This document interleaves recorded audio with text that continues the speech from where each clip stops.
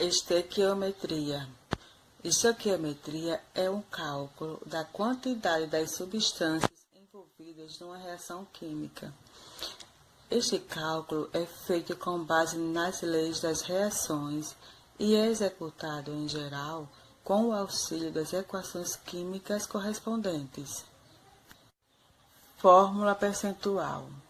A fórmula percentual indica a porcentagem em massa de cada elemento que constitui a substância. Fórmula molecular. A fórmula molecular indica o número real dos átomos de cada elemento da molécula. Lembrando que molécula é um conjunto de átomos. A estequiometria baseia-se na lei da conservação das massas, na lei das proporções definidas e na lei das proporções múltiplas.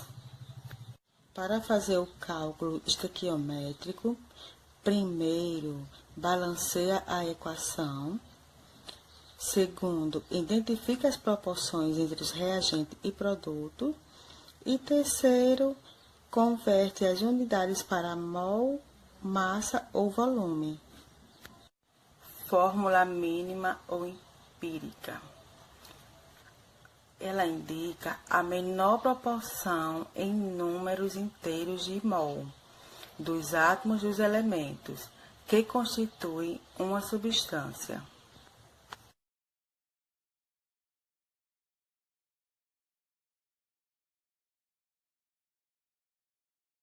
Fórmula percentual refere-se às porcentagens em massa dos elementos formadores da substância considerada.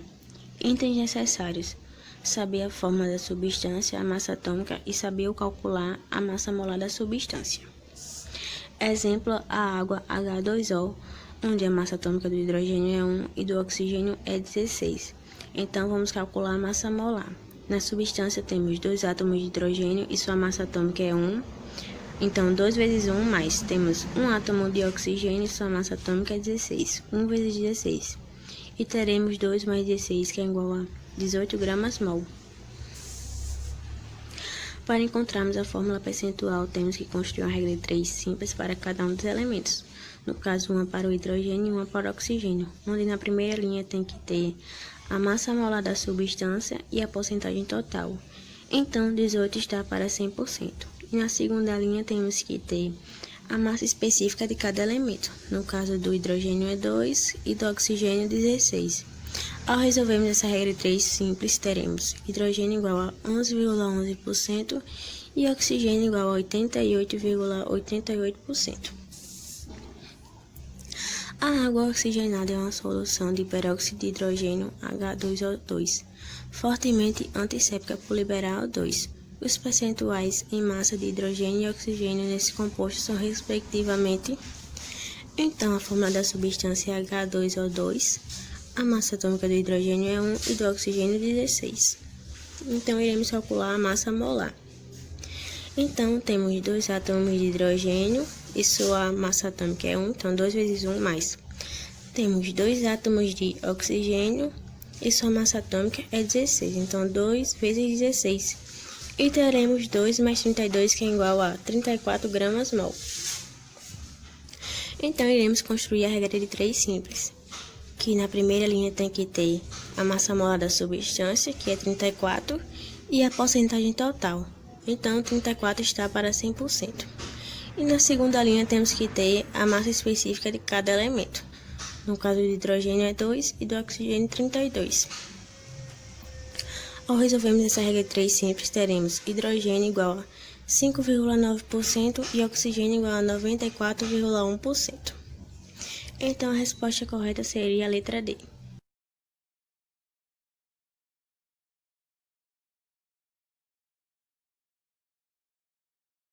Mínima ou empírica.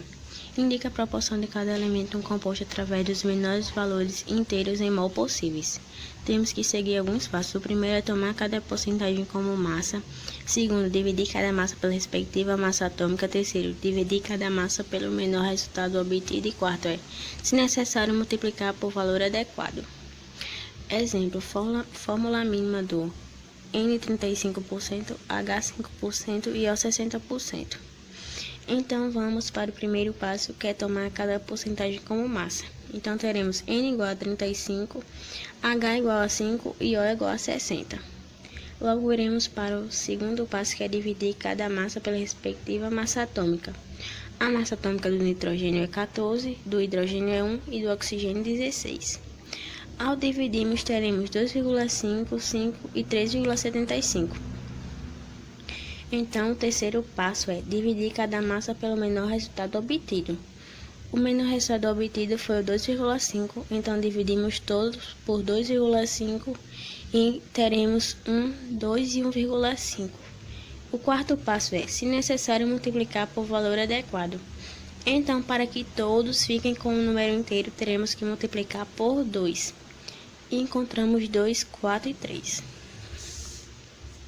A fórmula mínima seria N2H4O3. Uma análise revelou que um composto do tipo CXHY apresentava 88,9% em massa de carbono. Logo, podemos prever que a proporção entre os números de átomos de carbono e hidrogênio será respectivamente igual a. Então, se o carbono tem 88,9% para chegar aos 100%, o hidrogênio tem que ter 11,1%.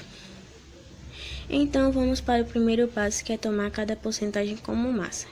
Então, teremos C igual a 88,9% e hidrogênio igual a 11,1%.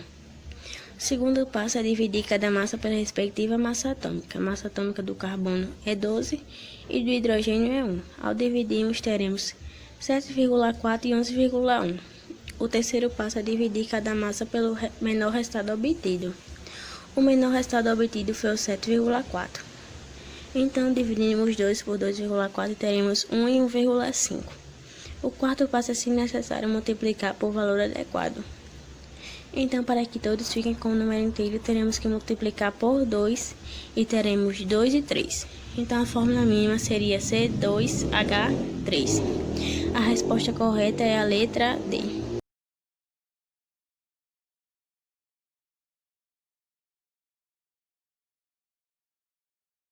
Um pouco sobre fórmula molecular. Ela indica o número real de átomos de cada elemento na molécula. Em alguns casos, a fórmula molecular é igual à fórmula mínima. E aí a gente tem alguns métodos para encontrar a fórmula molecular e eu listei aqui dois. O primeiro deles é a partir da porcentagem em massa, calcula-se a fórmula mínima, assim conseguimos encontrar a fórmula molecular. No segundo método, relaciona as porcentagens em massa com a massa molecular do composto. Eu vou exemplificar esse segundo método que eu achei mais fácil da gente compreender. Eu trouxe o exemplo da vitamina C, que é composta por carbono, hidrogênio e oxigênio. 40,9% de carbono, hidrogênio 4,55% e oxigênio 54,6%. E a massa molecular é igual a 176.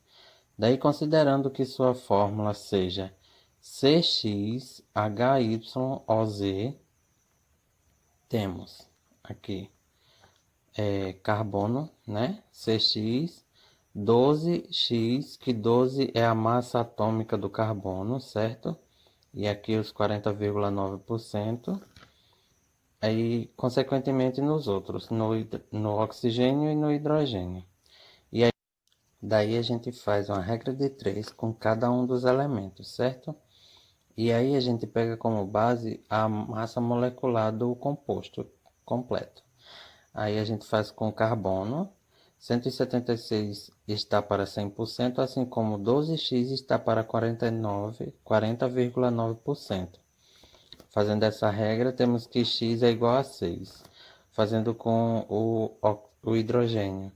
176 está para 100%, assim como 1y está para 4,55%. Encontramos que o y é igual a 8. E o oxigênio agora, 176 está para 100%, assim como 16Z está para 54,6%.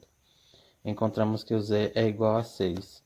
E assim a gente encontra a fórmula molecular da vitamina C, que é o C6H8O6.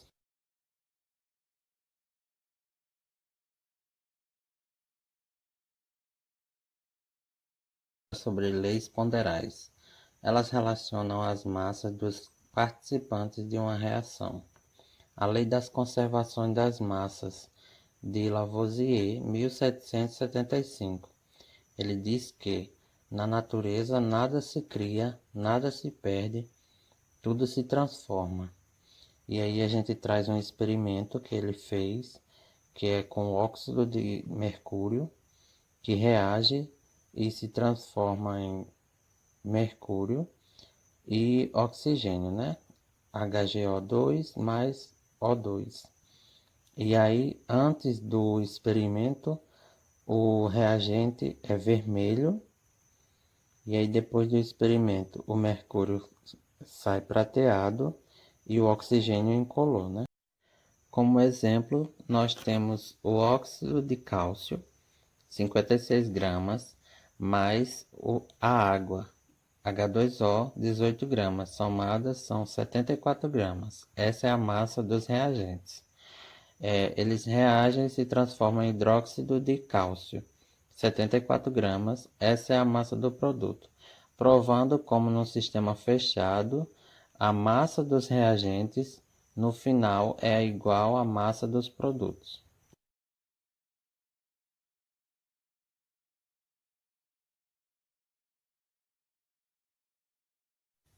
Lei das proporções constantes. Em 1799, Prost descobriu que a proporção em cada elemento entra na formação de determinada substância ou composição em massa é constante, independente do seu processo de obtenção.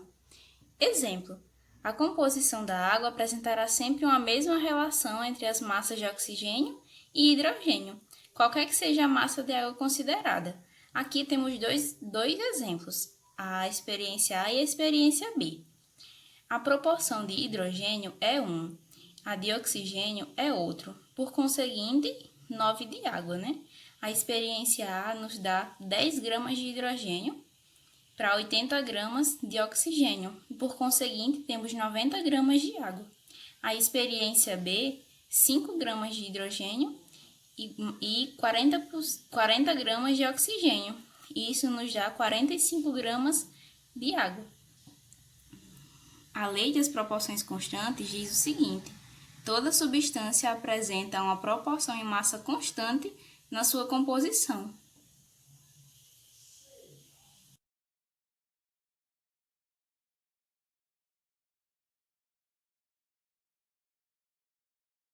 Lei volumétrica de Gay-Lussac. A lei da combinação de volumes foi publicada em 1808 e foi uma das maiores contribuições de Gay-Lussac à química. Sua lei diz o seguinte: nas mesmas condições de pressão e temperatura, os volumes dos gases participantes de uma reação química têm entre si uma relação de números inteiros e pequenos. Temos um exemplo. Aqui no exemplo nós temos 10 litros de hidrogênio mais 10 litros de cloro, e isso dá 20 litros de cloreto de hidrogênio. Cada um tem uma proporção de 10, né? E daí nós vamos dividir todos pelo menor valor em volume, que no caso é 10. Então, nós vamos dividir 10 por 10, do 10 litros de hidrogênio, 10 por 10, 10 litros de cloro, e o 20 litros de cloreto de hidrogênio dividido por 10. E isso vai nos dar um volume de hidrogênio, um volume de cloro e 2 volumes de hidrogênio. E isso é a proporção entre volumes.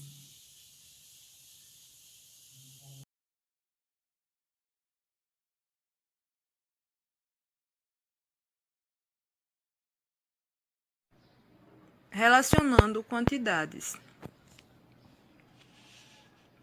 Tem por objetivo saber que para uma determinada quantidade de reagente é formado o número X de produto. Isto é fundamental nas indústrias, evitando assim o desperdício e produzindo o produto de forma correta e precisa. Tudo isso acontece através de cálculos estequiométricos, não usados apenas por químicos, mas também no nosso dia a dia. Um exemplo é na fabricação de um bolo, onde os reagentes são os ingredientes necessários, uma farinha, manteiga, açúcar, ovos e leite, que produzirá o bolo. Quanto de reagente é preciso para fazer 10 bolos? A gente vai pegar a quantidade de ingredientes para fazer um bolo e fazer uma regrinha de 3 com o número 10. Para ficar mais fácil, vamos supor que a gente não saiba a quantidade de ovos para usar em 10 bolos. Então, se um bolo a gente precisa de 3 ovos, 10 está para X, que a gente não sabe. A gente vai achar o resultado, que vai ser 30. A conclusão é que conseguimos relacionar as quantidades com a produção, o que é fundamental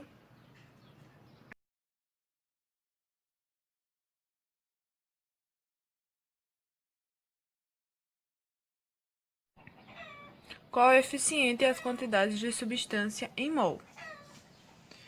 Temos uma dada função, onde o númerozinho que fica aí na frente indica os coeficientes estequiométricos e o número de mol. O objetivo de estudo é saber quanto precisa de reagente e ou quanto será formado de produto em massa e em volume. Através desse estudo, a gente pode saber o número de mol, o número de moléculas, a massa e o volume. Algumas informações complementares é a constante de Avogadro, que diz que 1 mol é igual a 6,02 vezes 10 a 23, e o volume molar, que é para 1 mol é igual a 22,4 litros. O passo a passo para encontrarmos o mol, a massa, o número de moléculas e o volume é ler e observar, balancear, ver se a função está balanceada, analisar e fazer a regra de 3. Temos aqui uma dada função, onde a gente vai analisar e encontrar cada participante. Temos CO mais O2, que produz CO2. Quantos mols eu tenho de CO? O mol é dado pelo númerozinho que vem na frente, então é 2 números de mol no CO. No O2 é 1 mol, porque o númerozinho na frente é 1. E no produto é 2 mol. A massa é dada pelo o número de mol vezes a massa dos elementos, que no carbono é 12 e no oxigênio é 16. Então, 12 mais 16 dá 28.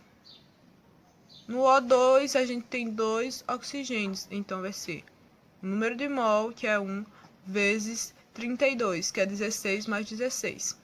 E no produto vai ser o número de mol vezes 44, que junta todos os elementos.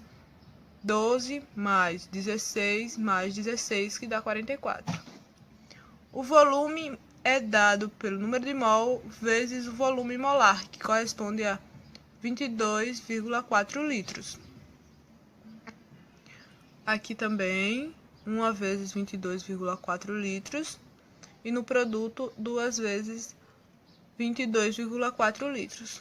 O número de moléculas é dado pelo número de mol vezes o número de Avogadro, que é 6,02 vezes 10 a 23. Aqui, o número de mol, 1 vezes 6,0 a 23. Aqui também o número de mol, 2 vezes 6,02 vezes 10 a 23. Caso queiramos saber Para dado número de reagente, encontramos uma dada quantidade de mol, a gente faz a regrinha de 3, que a gente vai descobrir o número precisamente necessário. Concluímos então que conseguimos descobrir informações importantes sobre as reações, o que é fundamental e facilitante.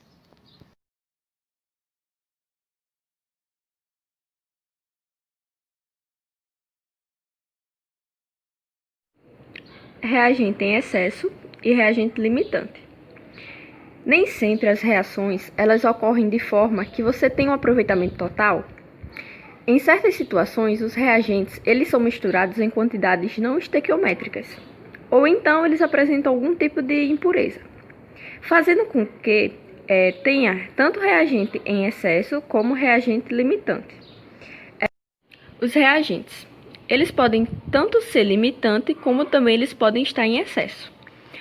O reagente limitante ele será totalmente consumido, ou seja, misturando dois reagentes que eles não estão em proporções estequiométricas, um deles será totalmente consumido. Já o reagente em excesso, ele é o outro reagente do qual restará certa quantidade sem reagir, será denominado reagente em excesso. Ou seja, esse reagente do qual restará certa quantidade sem reagir, ele será um reagente em excesso. Um exemplo aqui, eu tenho um lápis e duas borrachas.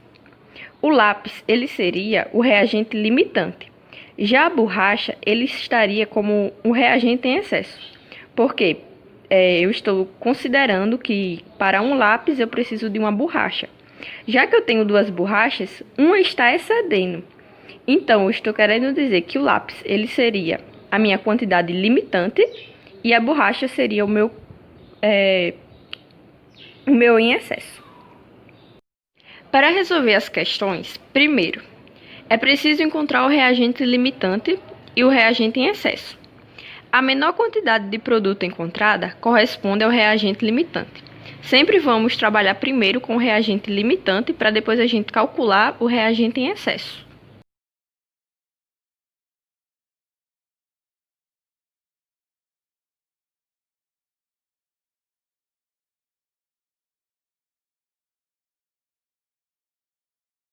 Primeiro, quais são os dados que a questão nos dá?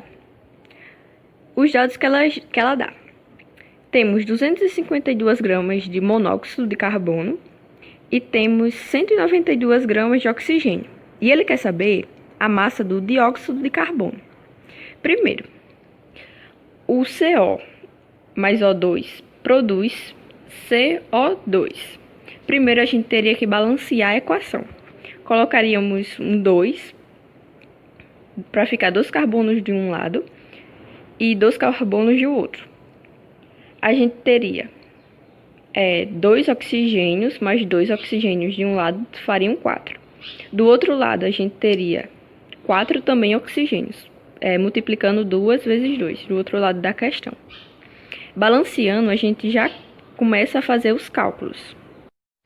Quando a gente termina de balancear, a gente vai calcular agora as massas das substâncias. Vamos primeiro por 2CO. A massa de carbono é igual a 12 e a massa de oxigênio é igual a 16. 12 com 16 dá igual a 28. Como temos duas moléculas, então a gente multiplica 28 vezes 2, que dá igual a 56 gramas. Temos 56 gramas de monóxido de carbono. Já o O2, que é o oxigênio ele tem uma massa de igual a 16. Como temos duas moléculas, a gente multiplica 16 vezes 2, que dá 32 gramas de oxigênio. Já o dióxido de carbono, como a gente tem 2, qual seria a massa do carbono? 12. O do oxigênio, 16. Mas a gente tem duas moléculas de oxigênio. Então, a gente tem o oxigênio igual a 32 e o carbono igual a 12. Somando, eles têm uma massa igual a 44. Como temos duas moléculas de dióxido de carbono, a gente multiplica 2 vezes 44, que dá igual a 88 gramas. Então, a massa do monóxido de carbono seria 56, a do oxigênio 32 e a do dióxido 88. Mas a questão não para aí. A questão Ela nos pede para a gente calcular a quantidade de massa de dióxido produzida a partir de 252 gramas de monóxido de carbono e 192 gramas de oxigênio. Então, se a gente descobriu que a massa de monóxido de carbono é 56 e a de oxigênio é 32, quanto seria a massa de oxigênio se temos 252 gramas de monóxido de carbono? Fazendo a regrinha de 3, daria igual a 144 gramas de oxigênio. Já para a gente calcular de monóxido de carbono, a gente coloca no mesmo esquema. 56 gramas de monóxido de carbono, produzindo 32 gramas de oxigênio. Se a gente tem 192 gramas de oxigênio, quanto seria produzido de monóxido de carbono? Fazendo a regrinha de 3, daria igual a 336 gramas. Descobrindo isso, a gente agora teria que saber qual seria o reagente em excesso e qual seria o reagente limitante. O reagente em excesso seria o oxigênio. Por quê? Porque para 192 gramas de oxigênio, eu precisaria de 336 gramas de monóxido, mas eu só tenho disponível 252 gramas de monóxido. Então, não seria cabível, já que eu só tenho 252 gramas e já que eu precisaria de 336. Então, a gente descobre que quem limita o uso total do oxigênio é o monóxido de carbono. Então, o monóxido seria o limitante e o oxigênio estaria em excesso.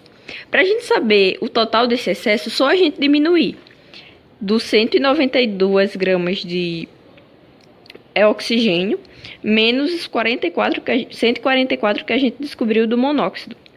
192 menos 144 dá igual a 48 gramas de excesso, que teria o oxigênio.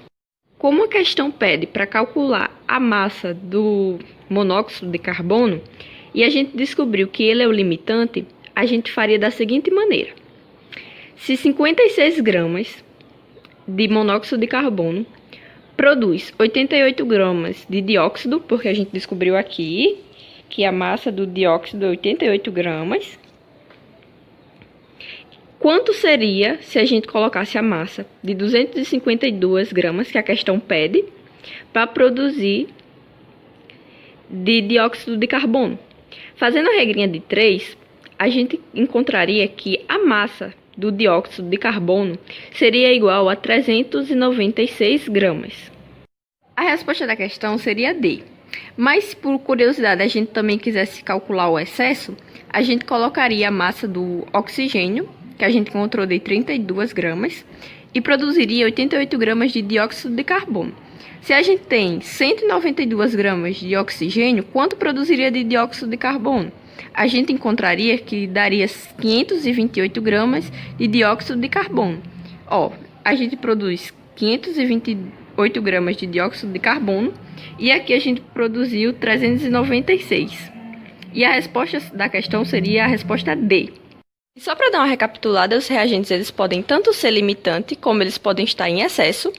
Para resolver a questão, a gente primeiro tem que encontrar o reagente limitante e o reagente em excesso. Temos que calcular também as massas e por meio da regra de 3 a gente consegue saber quanto esse reagente produziria, usando uma quantidade específica da massa. E foi isto.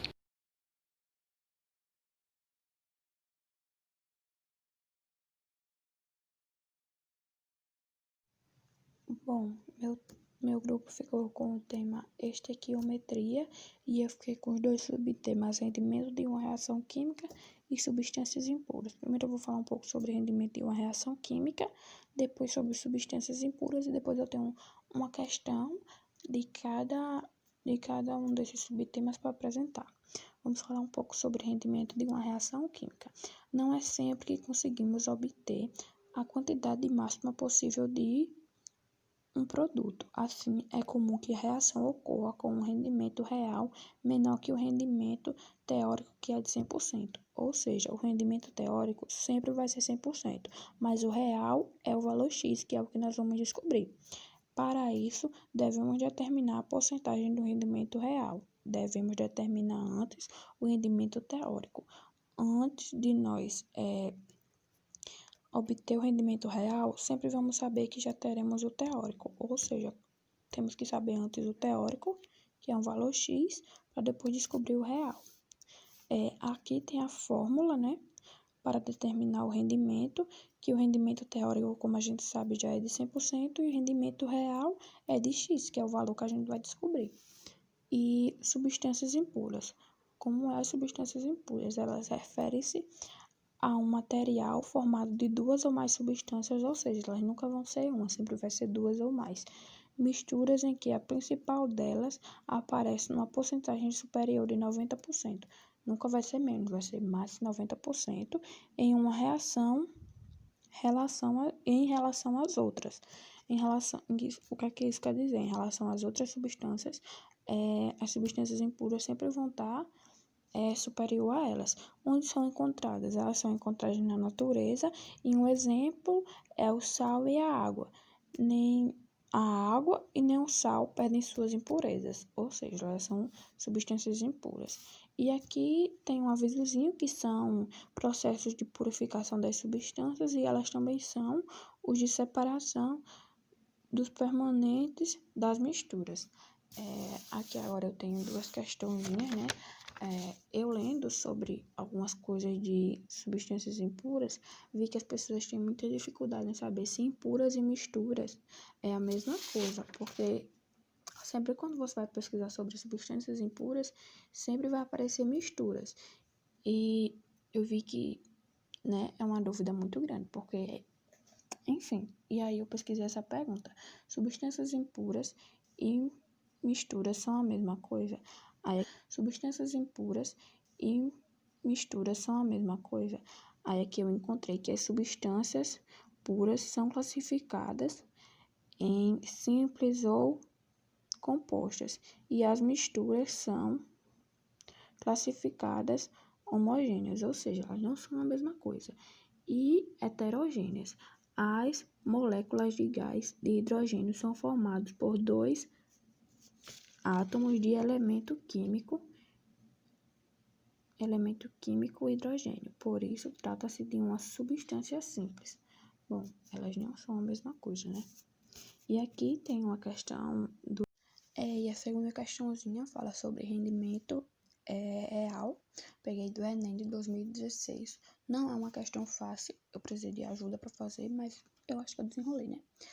Assinale a opção que mais se aproxima da massa SO2 que resulta na queimada de 20 ml de sulfeto de carbono líquido com densidade igual a 1,43 gramas em atmosfera com excesso de gás e oxigênio, tendo essa reação 80% de rendimento. Aqui tem as opções, como o senhor viu, eu marquei a D, e a explicação. Primeiro a gente determina a massa de CO2 e o rendimento da densidade. A densidade é 143 gramas, como tem aqui, né? E o rendimento é de 80%, e nós vamos aplicar aqui na fórmula, que vai ficar X igual a 20 ml, que é o que fala aqui, que resulta na queimada de 20 ml. O rendimento é de 80%, como tem aqui na questão também. O X é o rendimento real, mas nós já temos o valor. E é isso, né? Nós aplicamos aqui na fórmula, e agora vamos para a segunda parte, que vamos considerar os coeficientes estequiométricos da reação e conhecendo as massas molares. Nós aplicamos aqui na fórmula todos os valores que tem do outro lado, e nós vamos obter CS2 mais 30, e que vai ser CO2 mais esse valor. Aí vai ser 76 gramas igual a 2 vezes 64, que vai ser 128. Aí bota o 22 aqui, o 88 que divide, e vamos obter o final vai ser 38,5 gramas, que foi a questão D. E é isto.